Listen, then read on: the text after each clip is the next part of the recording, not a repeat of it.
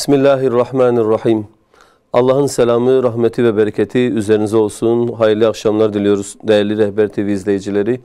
İdeal Eğitim Vakfı'nın hazırladığı eğitim ile ilgili güncel konuları konuştuğumuz Eğitim Güncesi adlı programda tekrardan sizlerle birlikteyiz.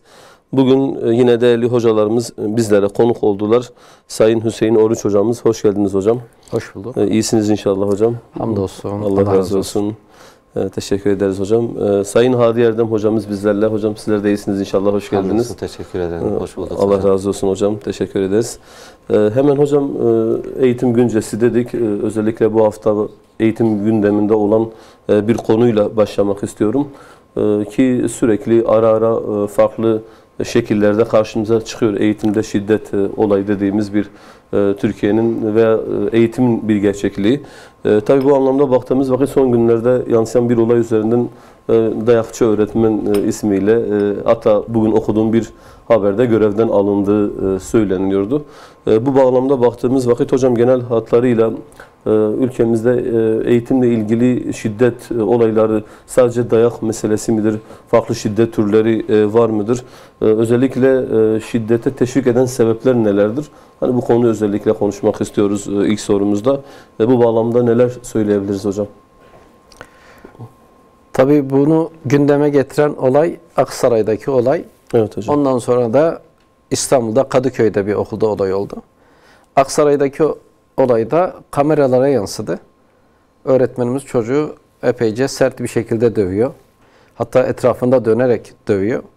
Orada Twitter'da gördüğüm bir yorumda benim çocuğumu dövseydi ben şikayet etmezdim yorumunu görmüştüm. Yani öyle bir dayak çocuk yediği vakit ben hallederim diyor veliler. Öyle bir şey gördükleri vakit muhtemelen epeyce veli öyle bir durumu düşünmüştür yani. Çocukla dalga geçiyor. Orada böyle normal bir dövme yok. Tabii açığa alındı. Şimdi düşenin de dostu olmaz. Herkes eleştiriyor tabii. Doğrudur yani öyle bir şey yapmışsanız eleştirileceksiniz. Önceden de işte şiddet uygulamış çocuklara ne yapmış? Çocuklara çorap koklatmış. Yani artık çocuklar belki de iftira etmeye başlayacaklar. Başka şeyler de söyleyecekler. Açığa alındı. Muhtemelen geri göreve, memurluğa düşürülecek. Öğretmenlik bir daha yapamayacak. Çünkü Türkiye gündemine geldi. Kadıköy'de de işte çocuklar kapıyı çalıp kaçıyorlar herhalde. Müdür bey yıkalıyor. Bunların kulağından tutarak odasına götürüyor. Bugünlerde gündeme getirmesi tabii onun için de iyi olmadı. Diyeceksiniz gündeme gelmese, kameralarda görmese sıkıntı bu yok. Olay bir şey olur muydu? Pek bir şey olacağı benzemiyor. Yani aslında şiddeti, zorbalığı, bu işler sadece eğitimde değil. Biz eğitim konusunu konuşacağız ama toplumumuzda işte sağlıkçılara saldırılar var. Onun haricinde işte kadın şiddeti var, kadını döven kocalar var, kadınları öldürenler var. Bunlar bolca gündeme geliyor. Şimdi eğitimle ilgili olarak gündeme geldi. Bunlara dilimizin döndüğünce biraz cevap vermeye çalışalım. Biz aslında 20-30 yıl önce eğitimde aslında şiddet çok kullanılan bir şeydi. Öğretmenlerimize böyle sıra dayağı eski nesiller bolca yemişlerdir. Güzel tokat atanlar, güzel yumruk atanlar, tekme atanlar çok boldu. Hamdolsun o işler azaldı. Dünyanın böyle öyle olmadı. Yani dayakla işlerin hal olmadı. Dayak yiyen çocukların daha çok pedagojik olarak daha çok yıprandığı, daha çok sorunlu hale geldiği tespit edilmeye başlandı. Makaleler hazırlandı. Eğitimde bir dönüşüm yaşandı. Peki şiddet nedir? Zorbalık nedir? Bunları böyle bir iki cümleyle belki açıklamak gerekir. Şiddetin çeşitleri var mıdır, yok mudur? Şimdi zorbalıkla ilgili bilimsel çevrelerin yaptığı tanımlamalarda zorbalık birbirini tanıyan insanlar arasında daha çok gerçekleşiyor. Rahatsızlık verici ve tekrarlanarak gerçekleşen olumsuzluklar bütünü olarak zorbalık geçiyor. Şiddet, zorbalıkla ilgili yine bir öğrenci veya grubun diğerlerine sürekli ve kasıtlı olarak baskın olması biçimi.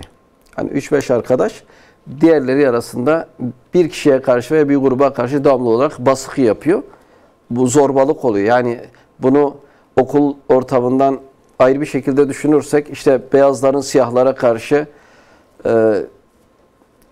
ırkçı olarak davranması da bir zorbalık çeşidi.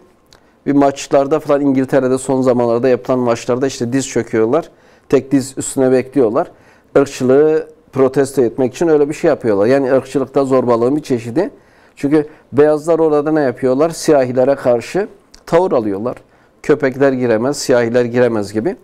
Okulda da 3 öğrenci, 4 öğrenci birine karşı, bir öğrenciye karşı, kızlar kızlara karşı, erkeklere karşı, erkekler kızlara karşı çeşitli şekillerde zorbalık gösterisinde bulunabiliyorlar. Şiddetle ilgili olarak da bireyin kendisine, başkasına, belli bir topluluk veya gruba yönelik yaralama, ölüm, fiziksel zarar, bazı gelişim bozuklukları ve yoksulluk ile sonuçlanabilen tehdit ve fiziksel zor kullanma olarak tanımlanıyor. Peki şiddetin çeşitleri var mıdır? Sertlik, fiziksel ceza, zorbalık, reddetmek, aşağılamak, yıldırmak, soyutlama, duygusal şiddet, ekonomik şiddet, eğitim ortamında şiddet. Yani paranızla bazen birilerini dövüyorsunuz. Benim param çoktur. Zengin okullarda veya bazen işte nasıl söyleyeyim, özel öğretimde, paralı okullarda ne oluyor? Birilerinin işte bir iPhone telefonu bile bazen birilerini parasıyla dövmek anlamına gelebiliyor. Ve psikolojik olarak işte bazen kızlar arasında ilkokulda oluyor. Bir kızı yadırgıyorlar, dışarıda bırakıyorlar. Onunla dalga geçiyorlar saç modeliyle. Bunlar da şiddetin türü olarak görünüyor. Cinsel şiddet geçiyor. Mesela küfür atmak cinsel şiddete giriyor. Yani illa cinsel şiddet dediğimiz vakit orada cinselliğin böyle başka kavramlarla söylenmesi gerekmiyor. Bir küfür atmak bile cinsellikle ilgili olarak bir şiddet türüne giriyor. İlkokulda, ortaokulda, lisede gerek Avrupa'da, Amerika'da gerekse ülkemizde Avrupa'da %30 civarında 2010'lu yıllarda yapılmış araştırmalarda %30 civarında şiddetle ilgili tespitler var. Kişi veya topluluk nezdinde böyle şiddet görüntüleri var. Bizim ülkemizde yapılanlarda biraz daha fazla. %35 civarı çıkmış yapılan araştırmalarda. Şiddet var. Okulda var, evde var, mahallede var. Fakat özellikle birinci olarak evden başlıyor. Evden başlıyor, ailede başlıyor. Mutsuz evlilikler, anne baba kavgaları çocukların şiddete meyilli olarak büyümesine sebep oluyor. O çocuk evde gördüğü şeyi okulda göstermek istiyor. Çocuklarla ilgilenen eğitimli bireylerin çocuklarında böyle şiddete eğilim çok daha az görülüyor. Burada eğitimli derken yanlış anlaşılmasın. İşte üniversite okumuş ama devamlı şiddete meyilli ya da üniversite okumamış hiç şiddet yok. Burada eğitim derken okuma kültüründen bahsediyoruz. Kendini eğitmekten bahsediyoruz. Yani bir eğitim, Aile bir tedrisat görme. eğitimi. Tabii. Yani hiçbir ilkokul okumamıştır ama çok eğitimlidir. Yani büyükleriyle otururken, kalkarken toplumdan bir şeyler öğrenmiştir. Onu evinde o çocuklara hissettirmiştir. Çocuklarıyla diyaloğu çok iyi olmuştur. O çocuklar küfür atmıyorlar, çocuklara saldırmıyorlar, kızların saçını çekmiyorlar. İlkokulda, ortaokulda ve lisede. Mesela lisede şiddete eğilim biraz daha fazla. Fiziksel şiddet var lisede. İlkokulda kızlar arasında daha çok mesela dışlama faaliyeti. Bazen itme kalkma şeklinde oluyor. Ortaokulda biraz daha işte eşya zarar verme haline geliyor. Tek tük kavgalar olsa da lisede kavgalar biraz daha örgütlü şekle geliyor. Mafya varimsi, ben kelle alırım diyen öğrenciler falan bazen duyuyoruz. Tabii sebeplerine girerken medya hiç unutmamak lazım. Aileden sonra sokak, sokaktan sonra televizyon diyoruz, medya diyoruz, sosyal medya diyoruz, diziler diyoruz. Dizilerde şiddet görüntülerinin çok fazla olması, ölümlü diziler, adam öldüren diziler, adam öldürüyor, 5 kişi, 10 kişi öldürüyor, kahraman oluyor. Öyle dizileri seyreden bir çocuk da dolayısıyla ne yapıyor? Bunlardan etkileniyor. Etkilenme sonucu da geliyor okulda aynı şeyi, ben kendi öğrencilerimden biliyorum. Bu lafı söyledi, yani kelleni alacağım diyor. Kavga ettiği çocuğa diyor kelleni kopartacağım diyor. Bu lafı kendisi üretmemiş yani. Dizide gördüğü bir sahne ve onu ne yapıyor? Okulda da aynı şekilde söylüyor. Bunlar şu anda aklıma gelen şeyler. Evet hocam. Evet, bu özellikle öğrenciler akşam izledikleri diziler veya o gün içerisinde izlediği, belki sosyal medya platformlarında izlediği videolar falan, bunu izledikten sonra gelip mutlaka hocamın dediği gibi şey yapıyorlar. Yani o güncel hayatlarında, okul hayatlarında özellikle gününün çoğunu okulda geçirdikleri için öğrenciler bunu maalesef ya arkadaşına veya kendi alt sınıflarından birilerine uyguluyor. Yani şiddet hayatımızın her alanında, her tarafında, özellikle öğrencilerimiz için, yeni nesil için belki gündem maddelerimizin ilk haline gelmesi gerekiyor. Hocam bahsettiniz, yani şiddetin türleri vardı. Sadece biz eğitimi konuşuyoruz özelde ama her yerde var. Şiddetin önlenmesi konusunda ne tür çözüm yolları bulunabilir? Ama özellikle şunu örnek vermek istiyorum. Şiddet özellikle son 15 yıl içerisinde böyle Türkiye'de iyi bir değişim mi var diyelim artık. Daha önce sizin bahsettiğiniz gibi sıra dayaklarını görmeyen hemen hemen kimse yok. Halen biz sıra dayağı çekip işte elimiz böyle soğusun diye duvarlara bıraktığımız günleri biz de unutmuyoruz aslında. Öğretmenlerimizi görüyoruz. Gördüğümüzde açıkçası bir soğukluk da, tam bir soğukluk da yok ama o acı günlerin, acıların da şeyi de gitmemiş, hatıraları da gitmemiş. Keşke olmasaydı düşüncemiz var. Yani Türkiye ne oldu da 10-15 yıl içerisinde bu öğretmenin de belki 10-15 yıl önce öğretmenlik yaptığı dönemde bunu rahat rahat yaptığı bir ortam vardı. Bir 10-15 yıl içerisinde böyle sanki çok mükemmel bir toplumduk, şiddet yoktu. Bu öğretmen çıktı böyle, ya bunun gibi birkaç örnek çıktı. Hemen böyle tepkiler yağmaya başladı. Böyle birisi zaten günah keçisi seçildi. Mutlaka hak ettiği cezayı almalı ki aldı zaten. Yaptığı yanlış bir şeydi. Ama bu gidişat sağlıklı bir gidişat mı? Yani böyle çözüm yolları anlamında bu iş sadece sosyal medyayla mı çözülmeli? Yani birisini günah keçisi ilan edip direkt onu toplum içerisine linç edip bu iş çözüldü deyip bırakmak mı gerekiyor? Nasıl çözüm yolları vardır bu hususta, düşüncelerinizi yazsak? Yani sağlıkta, sokakta, okulda gördüğümüz şiddet azaltıldığı vakit hepsinde beraber olacak. Yani birini azaltıp diğerini azaltmamak söz konusu değil. Bunlar birbirine bağlantılı olaylar. Yani bir toplumun dönüşmesi lazım ama en çok da herhalde eğitimcilere iş düşüyor. Yani bir sağlıkçı, bir vatandaş gidip kafa çektiği vakit bir şey soruyor. Ondan sonra doktora kafa çekiyor. Bu olayla ilgili olarak sağlıkçı, doktor masumdur orada. Tamam, ona şöyle bir suç atfedilmiyor. Sen niye bu vatandaşı eğitmedin denmiyor. İşte öğretmenler bunlara eğitim verememiş ki bize kafa çekiyor şekline geliyor. Bir hemşireye saldırı olduğu vakit. Bir koca karısını dövdüğü vakit yine öğretmene suç geliyor. Nedir? Niye işte bu çocukları eğitmediniz? Bu adam o yüzden karısını dışarıda dövdü, bıçakladı, öldürdü. Eğitimcilerin boynuna bu yük biniyor haklı olarak.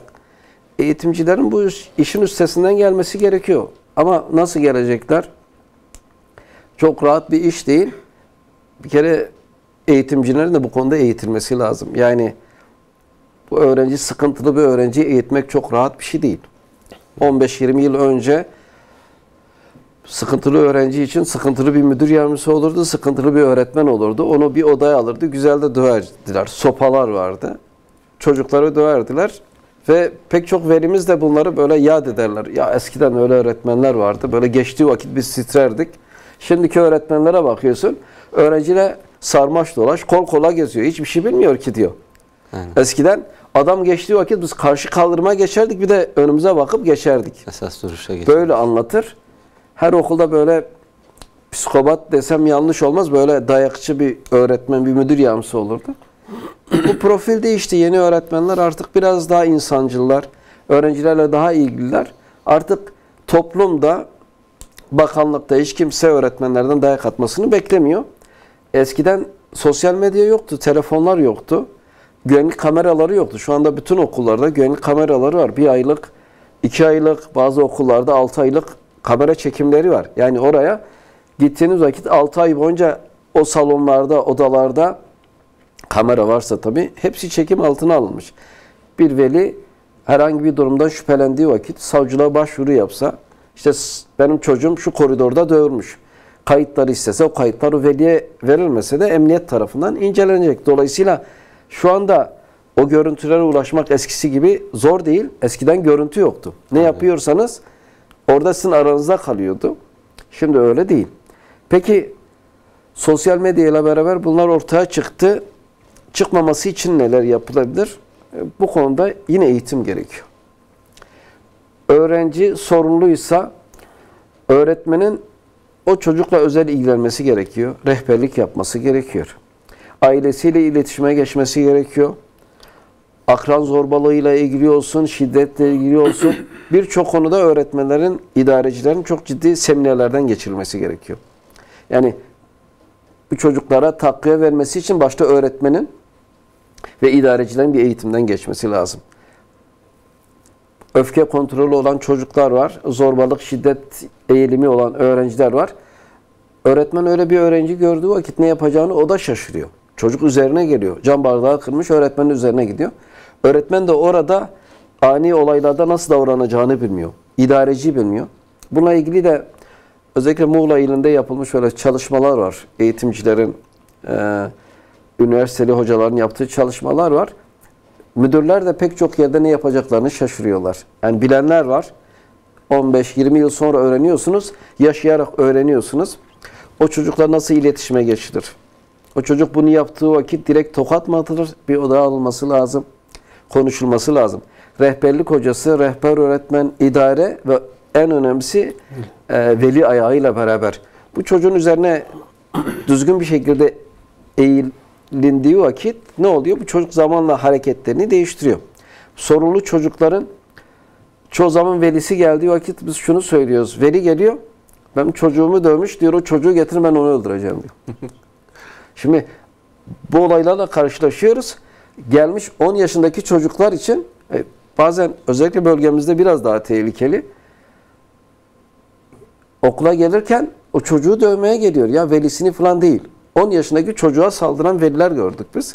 Maalesef. Şimdi böyle tipler var. Dolayısıyla onu gördüğün vakit diyorsun ki valla çocuğu melek gibidir diyorsun. Baba böyleyse, baba saldırgansa o çocuk yanındakini dövmüş çok normal geliyor.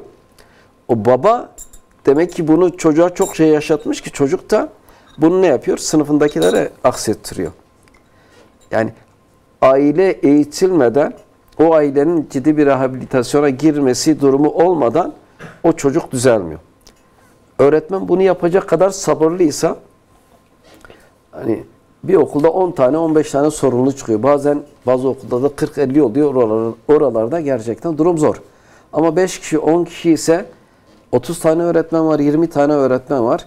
Yani ciddi bir şekilde o çocuklarla ilgilenilse bu çocuklar sıkıntıları büyük değilse çoğunluğu iyileşiyor. Aynen. Çoğunluğu iyileşiyor. Ama %100 midir? Hayır. Yani 10 çocuğun 5'ini iyileştirmek, 6'sını iyileştirmek, o çocuğun şiddete eğilimini engellemek mümkündür. Ama bunun için öğretmen ve idarecilerin gerçekten ciddi hizmet içi eğitimlerden geçirilmesi gerekiyor. Yapılıyor mu? Bu yapılıyor ama yeterli düzeyde değil.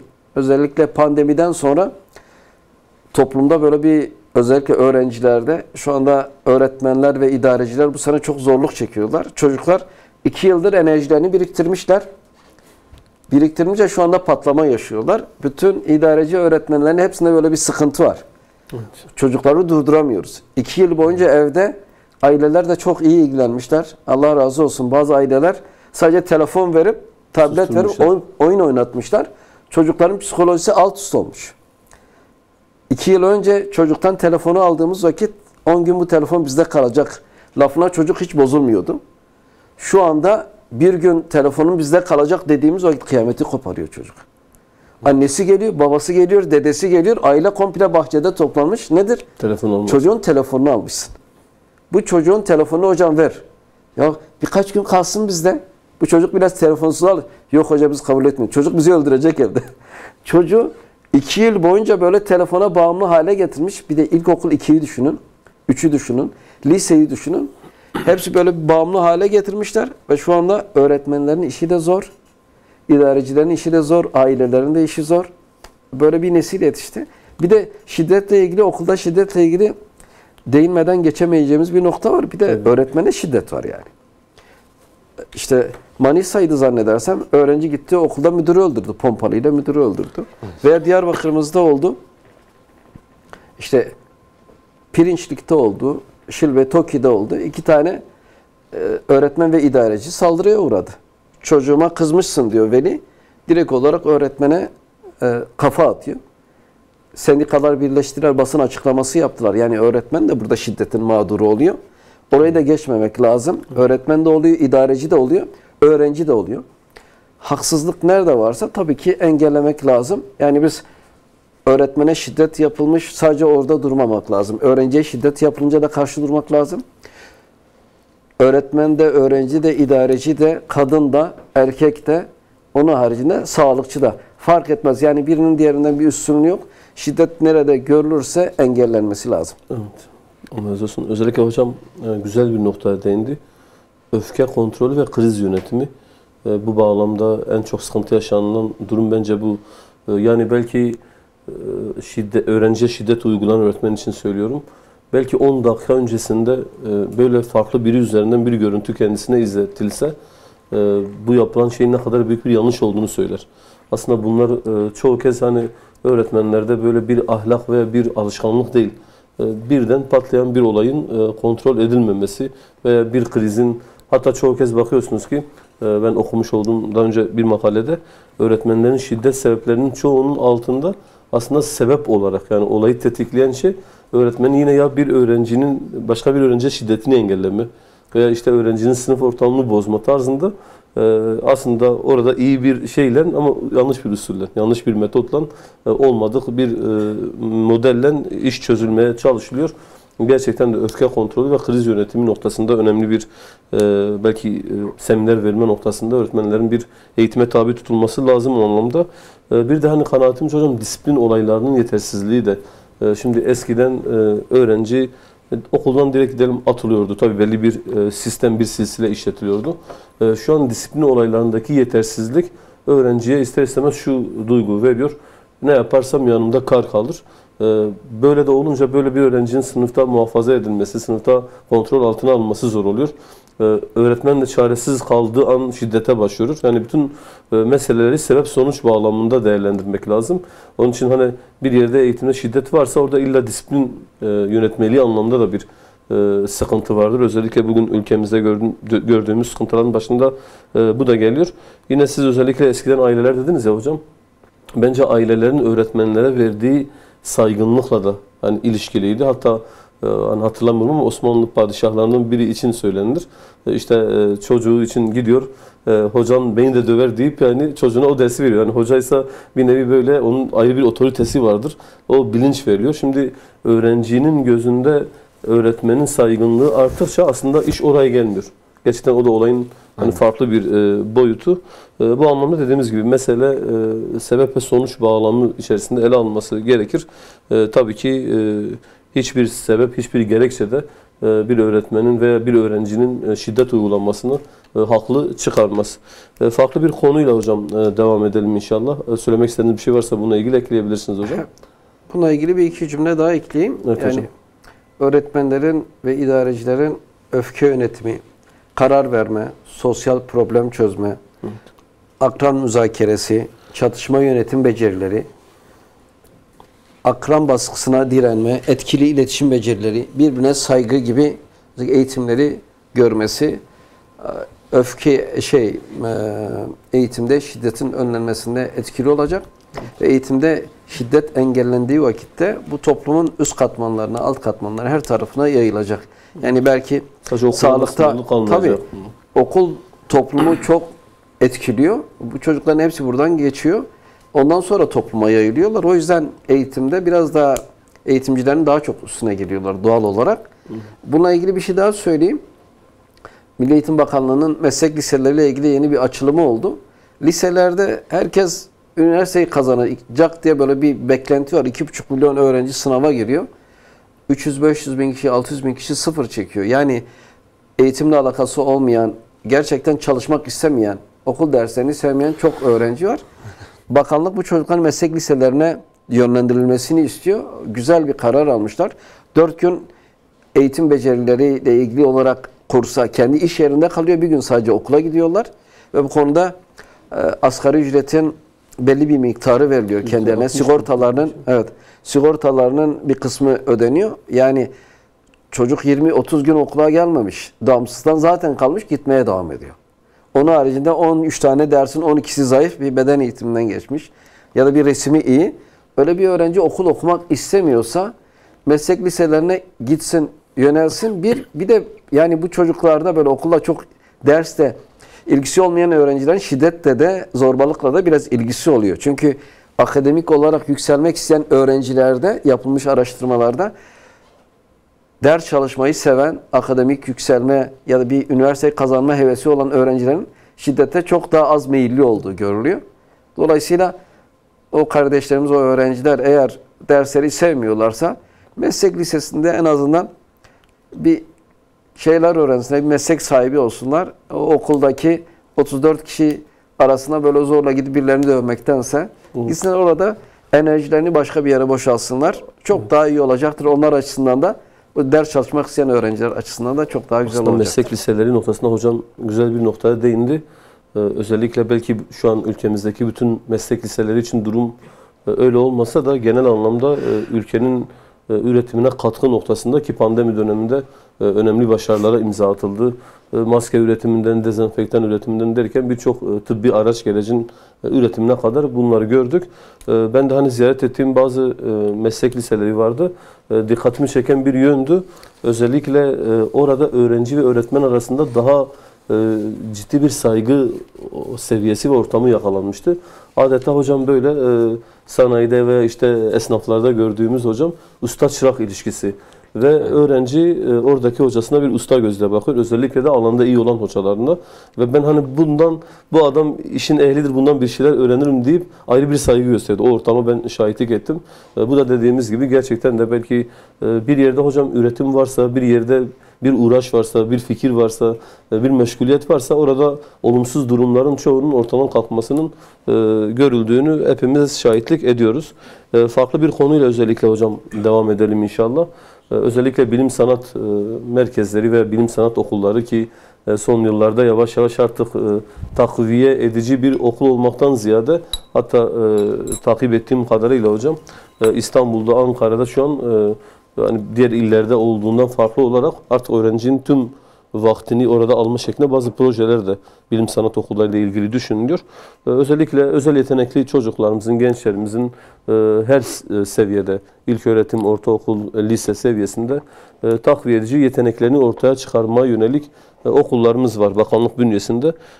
Bu okullarda ne tür, hani bu okullar nedir hocam, ne tür eğitimler veriliyor?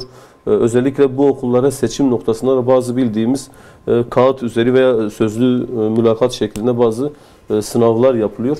Bu sınavlar bu öğrencilerin seçilimi noktasında yeterli midir, değil midir? Bunlar üzerine hocam biraz konuşalım. Şimdi bilim sanat merkezleri proje eksenli ve etkinlik eksenli olarak çalışıyorlar. Bireysel veya grupsal olarak çalışabiliyorlar. 2 aşamalı bir sınavları var. Eskiden 4-5'ler falan katlıyordu. Şimdi o indirildi. 1, 2 ve 3'ler katılıyor. Yani ilkokul 1, 2 ve 3'te sadece sınav var. 2 aşamalı bir sınav. Tabletle giriyorlar. Bir tabletler önlerine veriliyor. Bu çocuklar herhangi bir kıstas yok. Orada başarılı olanlar seçiliyor. Genel olarak IQ'su 130 ve üstü olanlar seçiliyor. 1. aşamada bu tabletli sınavı geçmeleri gerekiyor. Ondan sonra bireysel bir aşaması var. Orada bireysel yetenekler işin içerisine giriyor. Genelde böyle hani dışarıdan bakılınca IQ'su yüksek olan çocuklar genelde 2 yaş, 3 yaş kendilerinden üstün, kendilerine göre daha çalışkan, demeyeyim de kendi yaşından daha büyük. Mesela 7 yaşındaki çocuk 9-10 yaşındaki çocuğun zekasını taşıyor. Yani ilkokul 1. sınıf işte toplama 4, 5, 5, 10 toplamayı biliyor. O çocuklar 8x8'i söylüyorlar. Ne bileyim okuma yazma konusunda genelde ilkokul 1'den önce okuma yazmayı öğreniyorlar. Yaşıtların üstünde hareketlerde bulunuyorlar. Bunlar 2. aşamada işte matematik testi oluyor, müzik testi oluyor, resim testi oluyor. Bunları bireysel olarak uzman öğretmenler tarafından sınava alınıyorlar. Orada komisyonlar bunlara karar veriyor. Yani o IQ testini, o tablet testini geçenler, dediğim gibi 1, 2, 3. sınıftan itibaren sınıf öğretmenleri buna adayı gösteriyor, bunlara söylüyor siz girebilirsiniz, ben sizde yetenek görüyorum.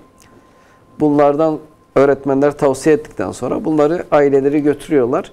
Değişik okullarda olabiliyor. Bazen bilim sanat merkezine götürülüyor. Bazen de başka bir okulda sınav yapılıyor. İşte orada görevli öğretmen, genelde rehberlik hocaları falan görevlendiriliyor. Birkaç gün boyunca bu sınavlar devam ediyor. Sınavlara giriyorlar. Peki burada ne yapıyorlar? Ne gibi işlemler yapıyorlar? Ülkenin geleceğine aslında yatırım yapılıyor. Diyarbakır'da yani özelde biraz konuşmuş oluyoruz. Artıyor. Yani Bağlar'da vardı. Ondan sonra Kayapınar'da açıldı. Sur'da bir okulun bünyesinde yeni açıldı. Yenişehir'i bilmiyorum ama ilçelerde de açılmaya başlandı. Yani bu yaygınlaştırılıyor. Çok fazla öğrenciler yok. Okul dışı etkinlik olarak şu anda katılıyorlar. Sabahçı öğrenci öğleden sonra genelde velisi götürülüyor. Bazen servis desteği veriliyor. Servisin ücretini genelde veli veriyor diye biliyorum. Ama genelde sorumlu veliler çocuklarını götürüyorlar. İşte 1'de götürüyor, 4'e çıkarıyor. Robotik kodlama sınıfı oluyor mesela. Orada gidip robotik kodlamayı öğreniyor bazı öğrenciler. Orada mailine göre. Yapay zeka atölyeleri var. İşte 40-50 bin liralık bilgisayarlar falan var. Böyle özel bilgisayarlar var. O odaya geçiyorlar. Yazılım, oyun üretmeye çalışıyor. Çocuk onunla ilgili bir şeyler öğrenmeye çalışıyor. Akıl oyunlarıyla ilgili salonlar var. Tabii her bir SEM'de, bilim sanat merkezinde bütün şeyler, bu odalar olmak zorunda değil. Bir tanesinde 4 tane oluyor, bir tanesinde 6 tane oluyor, bir Farklı tanesinde 2 tane. dallarda Tabii. Orada aslında aldığınız öğretmenin yeteneğine göre biraz da öğrenci alıyorsunuz. Müzik atölyesi oluyor. Orada işte piyano çalmayı, ne bileyim flüt çalmayı, ud çalmayı, böyle o konuda o zeki öğrenci oraya gittiği vakit aslında çok da mesleği geliştirmeye meyilli bir adamdan, bir çocuktan bahsediyoruz. Ahşap, siber güvenlik, uzay havacılık şeklinde bölümler var. Şu anda buranın öğrencileri fen lisesinde okuyan öğrenciler olduğu gibi normal bazen diğer okullardan öğrenciler de olabiliyor. Ama genel olarak yüksek puanlı okullardan öğrenciler bu sınavı geçebiliyorlar. Ve Teknofest'e gidiyorlar ve bilimsel TÜBİTAK yarışmalarında genel olarak memleketi demeyeyim de şehri temsil edenler genelde bu bilim sanat merkezlerinde ortam olduğu için orada çalışmalarını yapıyorlar. Diyarbakır'da Bağlar Bilsem'in ödüllerinin olduğunu biliyorum. Türkiye birinciliği, ikinciliği, üçüncülüğü olduğunu biliyorum. Diğerleri biraz daha yeni. Bağlar Bilsem biraz daha eski. Orada robotik kodlamanın olmadığı, şu anda CFL'de de kuruldu. Cumhuriyet Fen Lisesi'nde. Şimdi robotik kodlama bir yerde var. 200 bin lira, 300 bin lira masraf yapılıyor. Bir yerde robotik kodlama sınıfı oluşturuluyor. Orada o zeki bir öğrenci 3-5 kişilik gruplar şeklinde bir robot yapıyorlar. Yürüyebilen bir robot yapıyorlar ve eşyaları taşıyabilen, böyle yarışmalarda gördüğümüz uçak yapabiliyorlar, drone yapabiliyorlar. Orada o çocuklar kendi yetenekle bunları üretiyorlar. Ve ülkenin geleceğine yatırım yapıldığı gibi o çocukların geleceğine de yatırım yapılıyor. Çocuklar orada yeteneklerini ne yapıyorlar? Dışarıya vuruyorlar. Keşfet, dokun, icat et. Genel olarak felsefeleri bu. Keşfet, dokun ve icat et. Buna göre böyle yola çıkıyorlar ve o çocuklar kendi işlerinde bir yetenek varsa biraz dışa vurmayı öğreniyorlar. Bu şekilde güzel şeyler yapmaya çalışıyorlar. Artması güzel olmuş yani. Değindiği nokta güzel bence. Keşfet, dokun ve icat et, değil mi? Evet. Şimdi bizim hani hocam biraz daha böyle ortaokul yıllarımızda bilgisayarlar böyle tek tük okullara gelmeye başladı. Lisede biraz daha böyle bazı okullarda bilgisayar sınıfları oluşturuldu. Yalnız çok iyi hatırlıyorum, okul müdürlerimiz böyle o bilgisayar sınıflarını böyle işte kilitlerdiler zaten. Hatta bilgisayarlara da güzel bir örtü, kılıf ayarlardılar. Ve çoğu kez bilgisayar dersinde bile hocamız sadece bir bilgisayarı açar, diğerlerini biz oturduk ama açmazdı. Yani işte bozulur korkusu ve bozulursa şeklinde. Hatta o dönem ben özellikle şimdi baktığımız vakit o dönemdeki bazı uygulamalardan dolayı binlerce bilgisayar yani böyle kullanılmadan çöp olmuş hocam. Yani böyle aman bozulur diye dokundurtmadan. Ve bakıyorsunuz ki öyle bir eğitimin gerçekten de sahada karşılığı yok. Ama hani bilim sanat merkezlerinin belki en önemli yönü öğrenciye bir motivasyon sağlanması ve özellikle bir farkındalık uyandırması. Çünkü az önce çok güzel alanlardan bahsettiniz. Hani uzay havacılıktan tutun, robotik kodlamaya tutun, yazılım meseleleri tutun. Bunlar gerçekten de ülkelerin güç olma noktasında önemli dinamikleri. Çocuklarımızın en azından bu anlamda geleceğine de ülkemiz adına da ciddi katkıları olur. Bu konuda ben de bir eklemede bulunayım. Müdürün biri okulda işte müfettişi gezdiriyor. Bilgisayar odasına gidiyor. 20-25 tane bilgisayar var. Sayın müfettişim diyor. Hiçbir bilgisayar diyor bozulmamış diyor. 5 yıldır buradadır, hiç kimseye dokundurtmamışım diyor. Hepsi sapasağlam. Müfettiş de biraz akıllı bir müfettişmiş. Yani kendisini bilen bir müfettiş diyor, çok ayıp etmişsin, çok kötü yapmışsın. Yani bu bilgisayarlar kullanmak için getirildi. Hiç kimseye öğrenci dokunmamış. O şekil zaten bilgisayarların ömrü için söylenen 6-7 yıllık ömürleri var. Telefonlarımız gibi. İşte 2 yıl, 3 yıldan sonra bakıyorsun hantallaşmaya başlıyor. Gönderilen yazılımlar genelde onları hantallaştırıyor. Öyle müdürlerimiz eskiden vardı. Yeni nesil öyle değil. Biraz değişiklik lazım tabii.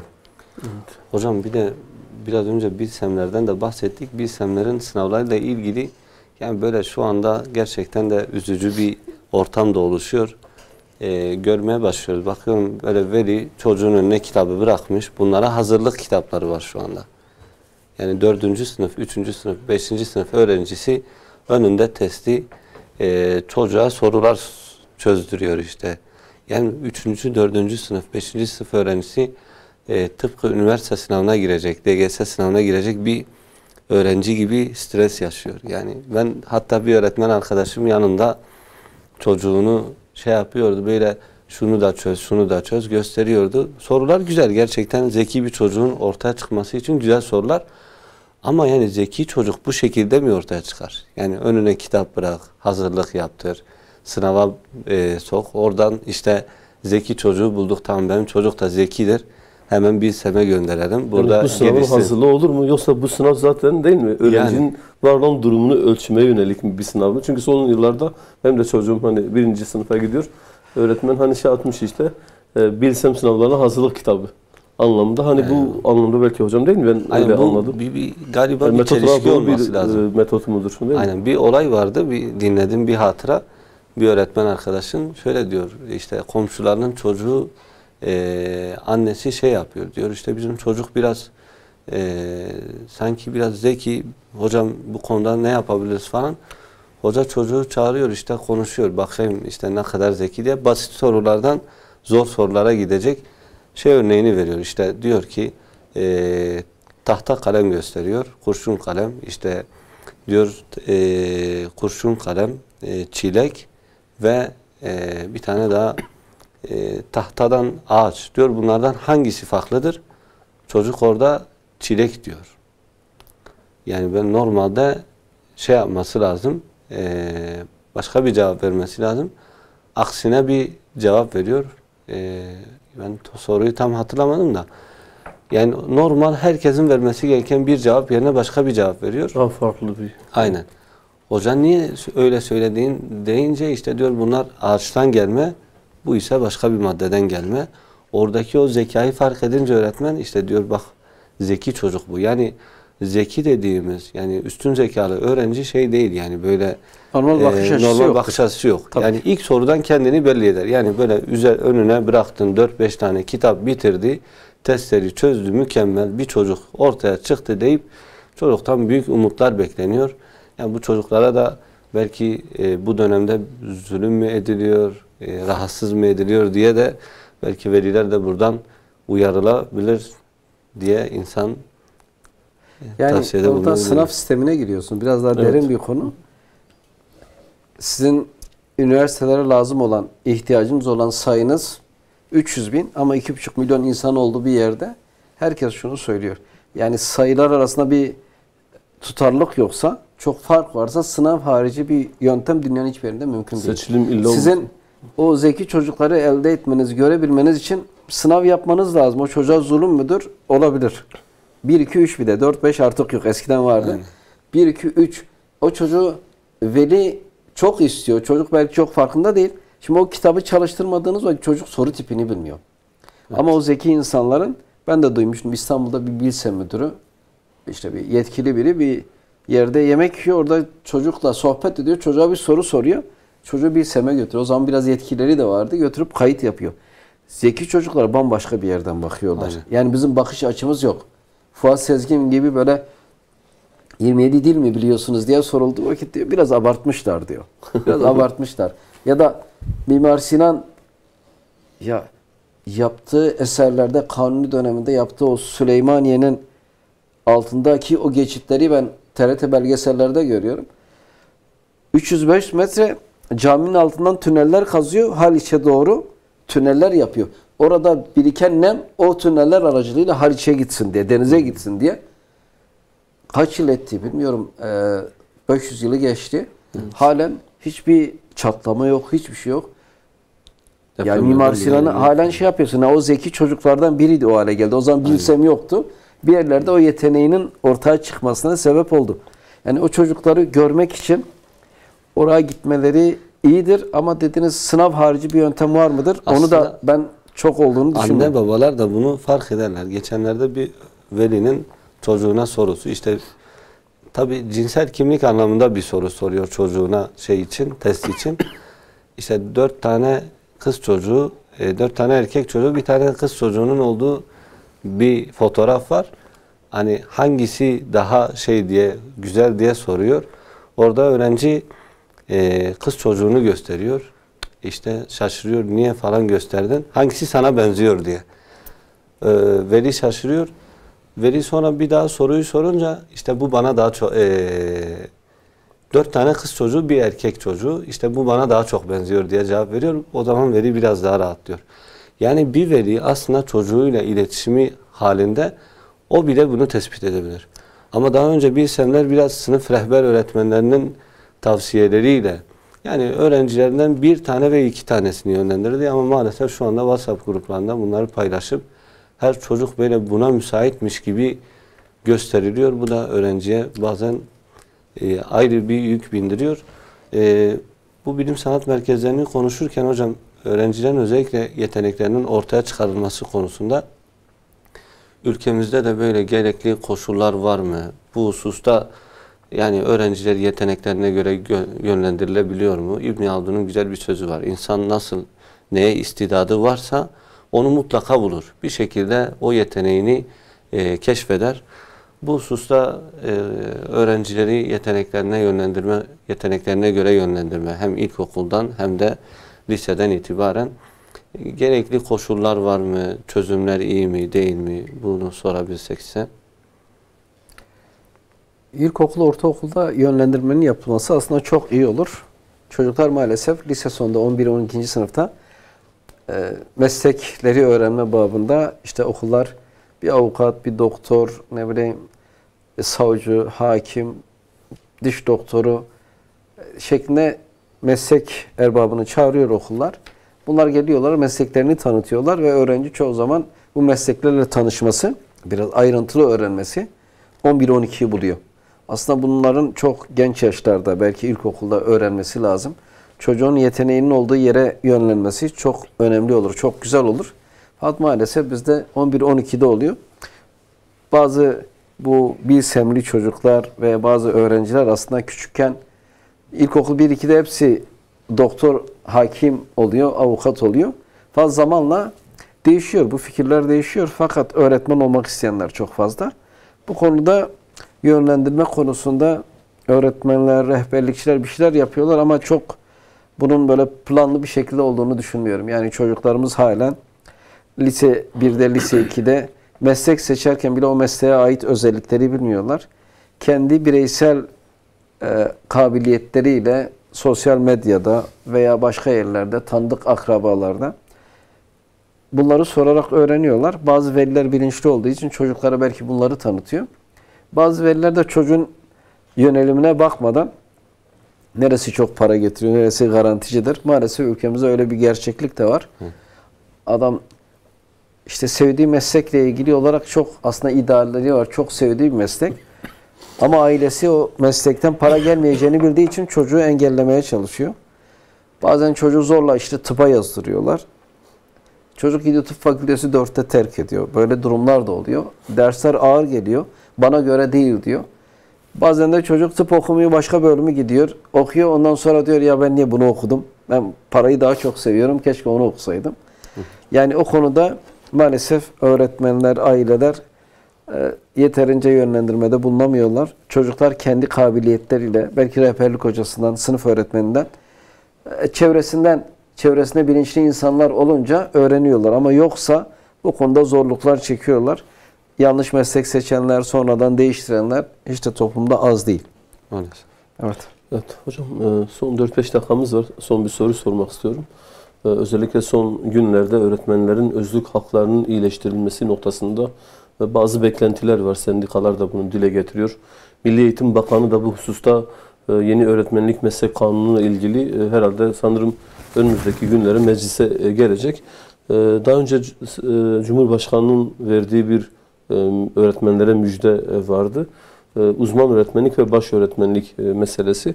Bu anlamda uzman öğretmenlik ve baş öğretmenlik uygulanması daha önce yapıldığını, şu an yapılacak şekliyle söylenen modelle ülkemizin eğitimine ne kadar katkısı olur hocam? Bunu da şöyle kısaca değerlendirebilirsek güzel olur. Yani öğretmenlerin bakış açısı orada daha çok maddi. Yani 3600 ek gösterge, öğretmenlik meslek kanunu, bunların geçmesi öğretmenlerin ekonomik şartlarını düzeltici şeyler olacak. Fakat ne kadar adil olacak, ne kadar adil olmayacak çıkmadığı için yasa henüz bilmiyoruz. Fakat uzman öğretmenlik şu anda uygulanıyor. Çok da ben kendi adıma böyle memnun olduğum durum değil. 10 yılını bitirenler girebilecek denmişti. Benim 12 yıllık öğretmenim, beni sınava almadılar. Oradan bir elendik. Niye? İşte şeyi çıkaracaksın, stajyerliği çıkaracaksın 12 ay. 16 ay askerliği çıkaracaksın. 28 ay çıkarınca 12'den aniden 9,5'a düştük. Yüksek lisansı olanlar istisna tutulacak. Yüksek lisansımız vardı. Yıl tutmadığı için oradan da almadılar. Ara 1-2 yıl geçti, 3 yıl geçti. Davalar açıldı. 50 alan, 40 alanlar dava açtılar, davaları kazandılar. Uzman öğretmen oldular ve maalesef bazı öğretmenler için diyorum pek de uzmanlıkla alakaları yok. 100-200 milyon fazla maaş alıyorlar. 1000 lira ve 2000 lira şeklinde farklar oluşacak. Fakat yani gerçekten böyle güzel bir seçim olacak mı, olmayacak mı? Yönlendirme babında dışarıdan görününce güzel görünüyor ama öğretmenler odasında ne kadar güzel olacak? Ben işte sizden 1000 lira fazla alıyorum. Bu bir ayrıma mı sebep olacak? Yoksa öğretmenleri yönlendirecek mi? Yani şöyle bir şey aslında güzel. Gerçekten orada işini çok güzel yapan, öğretmenleri çok bilgilendiren, öğrencilerine yol gösteren, rehber bir öğretmenin uzman veya baş öğretmen olması, onun maddi olarak ödüllendirilmesi. Bunun içerisinde yani Allah korusun torpil morpil olmadan belki okul öğretmenleri idare beraber okuldaki en iyi 2 tane öğretmeni, 3 yıl 5 tane 10 tane öğretmeni seçseler, bu konuda bir inisiyatif olsa, sınavsız olsa, orada seçilse belki çok daha adil bir durum olacak.